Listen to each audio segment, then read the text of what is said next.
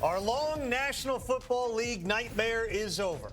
The Brandon Aiyuk saga has ended where it began in San Francisco with a 4-year, $120 million contract extension that keeps him with the 49ers through 2028. So many angles to break down this story, and who better to do it than us? Welcome Inside with the Insiders, alongside Mike Garafolo and Ian Rappaport, who brought you that breaking news story about 15 minutes ago. Lucero, we have talked about this story maybe more than anything else for literally months. There were trade talks, there were walkouts, there was a hold-in, there were tweets and TikTok posts. I'm probably missing some stuff as well.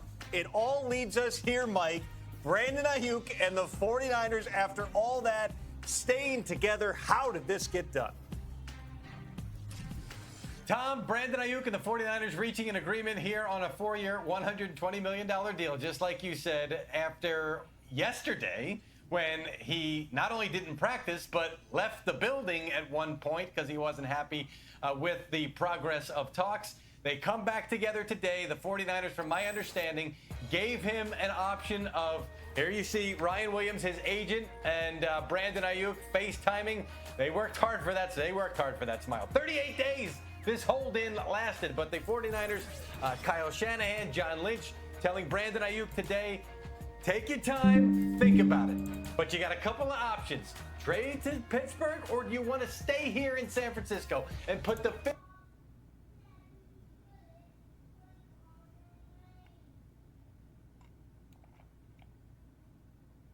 So he signed a four-year extension. But the talks of, oh, he's coming too, right? They're Commanders. I knew he wasn't coming. I knew he wasn't coming. I knew bro was not coming over here. He don't want to come over here, bro. Hey, and I don't blame you. You know what I mean? If that system over there working, stay over there. Do your thing, my guy. But the fact that the rumors about him coming to the land, coming to the city, you know what I mean, was lingering as long as it did, it was just like, man, listen.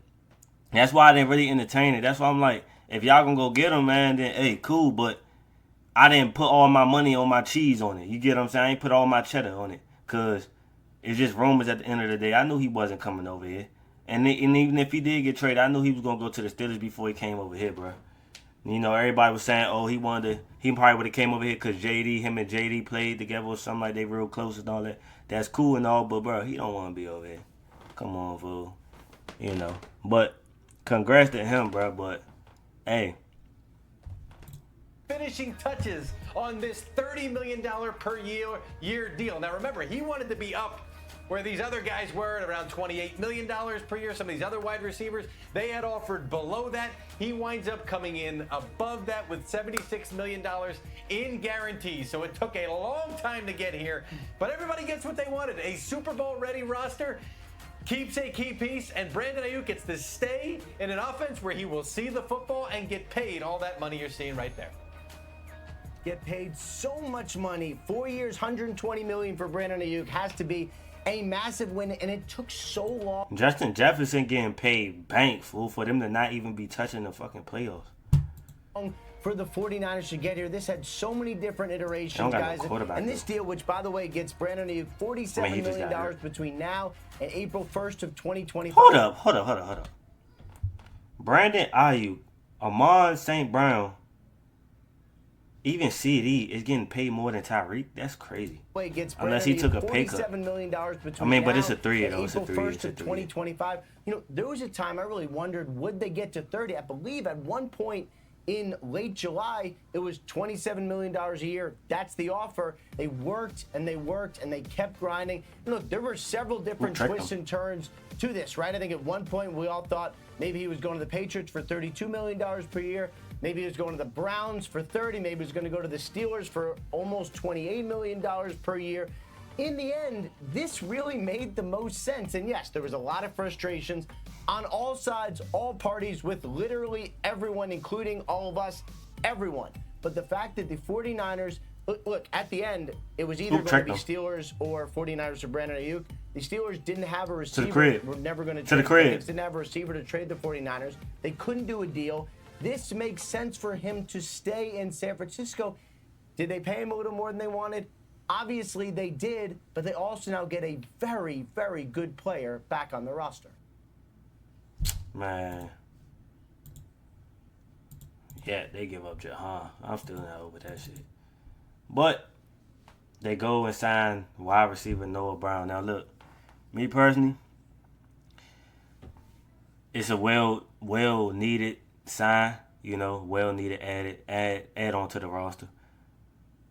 But if we comparing him and Jahan, how y'all feel about that? Do y'all think this was a downgrade? I don't, regardless of like comparison of who better, it's an upgrade regardless because the more the better as far as the roster, as far as the offensive side for Jaden Daniels and stuff. Like he need everything he can get basically. So regardless if you feel like it's a downgrade based on the two players, it's an upgrade for the roster, given as though our situation with our wide receiver situation. So we got the quarterback, we got the running backs. All we need is a solid core wide receiver line, bro. The O-line, dookie. I still feel like our O-line is trash as fuck. You know what I'm saying? It's trash, bro. That needs, like, our O-line is so devastatingly bad, bro. It takes years of development to fix that shit. Like, our O-line is so dookie, bro. Our defense, we gonna see about the defense this year. We gonna see. But that O-line, bro, our O-line always been worse than our defense. I don't care, bro. Now, granted, our defense been dookie, like especially in crunch time situations, our defense is trash, And one dude just commented on my last video when I dropped about Jahan. When he first, like a week ago, when I first found out, bruh said, he commented and said I was mad. He said I'm big mad that we the worst team in the division. Nigga, did you forget about the fucking Giants? Like, you know what I mean? Like, are we, bro? We talking about the same division? Nigga, the Giants is the worst team in our division. Four teams stand up line. You know what I mean? They is at the bottom. Yeah, we might be the third best. We might be the third team, but we're not the worst team in that division.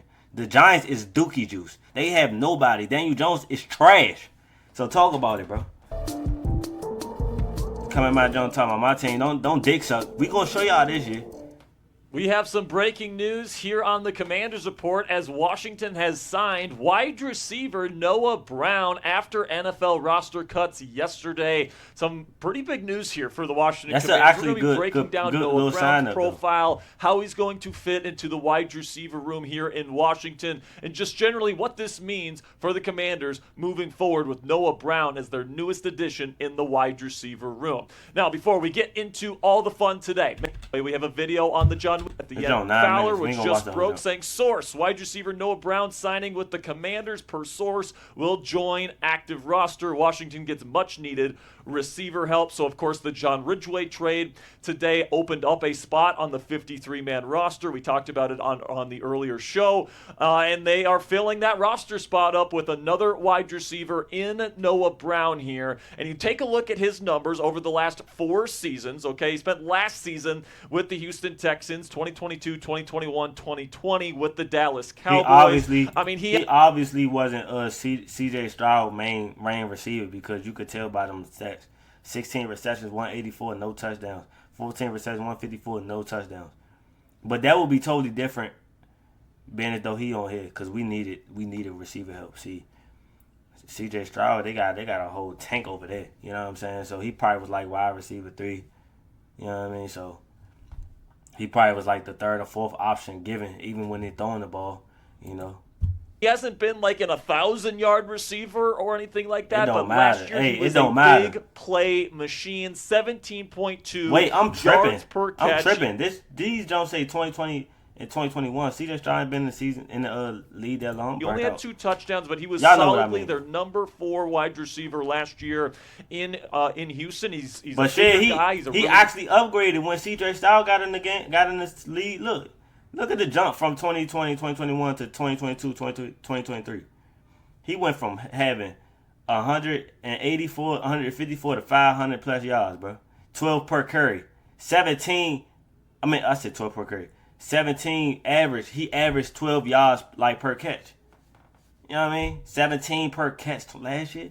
It's tough. Good run blocker.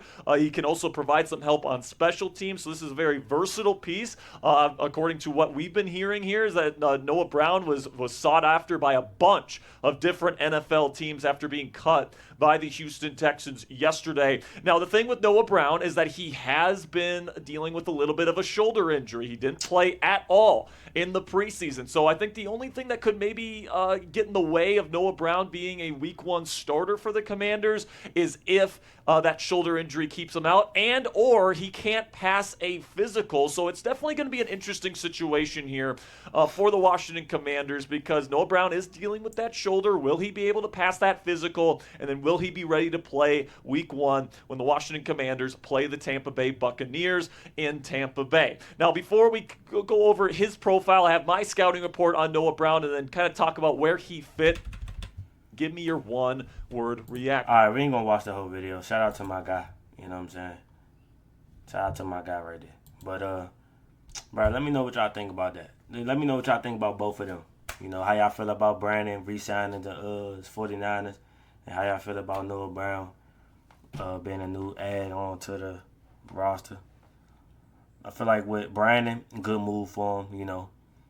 It's always good for somebody to re-sign, especially when they don't have to leave. And it's a good foundation, good team, good roster behind. You know what I mean? Like, it's good to always re-sign because you don't want to always readapting. It's nothing wrong with readapting, but if it ain't nothing wrong with your foundation to where you at right now, wherever you at right now, if it's nothing wrong with that foundation, bro, stick to it. Because you don't want to go relocate somewhere else and it don't work.